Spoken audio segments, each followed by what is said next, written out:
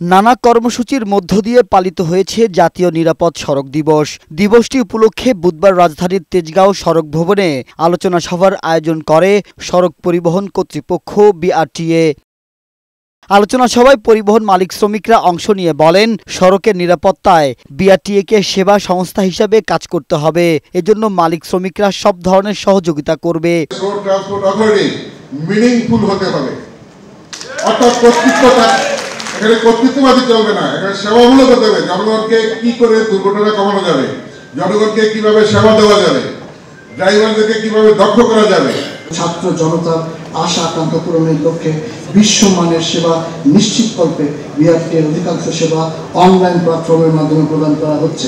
এই সময় প্রধান উপদেষ্টার বিশেষ সহকারী খুদাবক্স চৌধুরী বলেন, দুর্ঘটনা এড়াতে ড্রাইভিং স্কুলের কোনো বিকল্প নেই। সড়কে যেভাবে আপনি শৃঙ্খলা নিরাপত্তা পদক্ষেপ নিয়েছেন, পাশাপাশি থ্রি হুইলারগুলোকে ইন্টিগ্রেট করলে তাহলে সড়ক নিরাপত্তা পরিপূর্ণতা পাবে।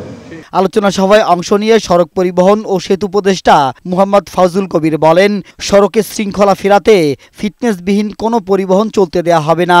ড্রাইভিং লাইসেন্স দেওয়ার পদ্ধতিতে আমূল পরিবর্তন আনা হচ্ছে বলেও জানান তিনি। ড্রাইভিং লাইসেন্স দেওয়ার এইসব কমিটি এগুলো আমরা সম্পূর্ণভাবে বাদ দিয়ে দেব। তো তাহলে এখন নতুন কিভাবে আপনি ড্রাইভিং লাইসেন্স পাবেন? এটা যেভাবে ওই যে খুদাবক্স চৌধুরী যেভাবে বলেন, অন্য দেশে যেভাবে মানুষ লাইসেন্স পায়।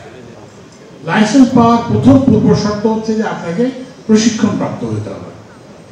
তো এই জন্য আমরা বলেছি যে সামনে লাইসেন্স পেতে হলে আপনাকে 60 ঘন্টার প্রশিক্ষণ নিতে হবে, এবং এই প্রশিক্ষণের ব্যবস্থা আমরা করব। এবং আপনি যখন প্রশিক্ষণ নেবেন, তা আপনার তো আয় থাকবে না, সেই জন্য আমরা প্রশিক্ষণ একটা ভাতা আপনাদেরকে দেব।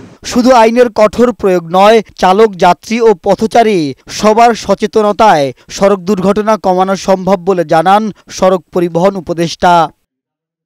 মাহবুব আজমি, বৈশাখী সংবাদ, ঢাকা।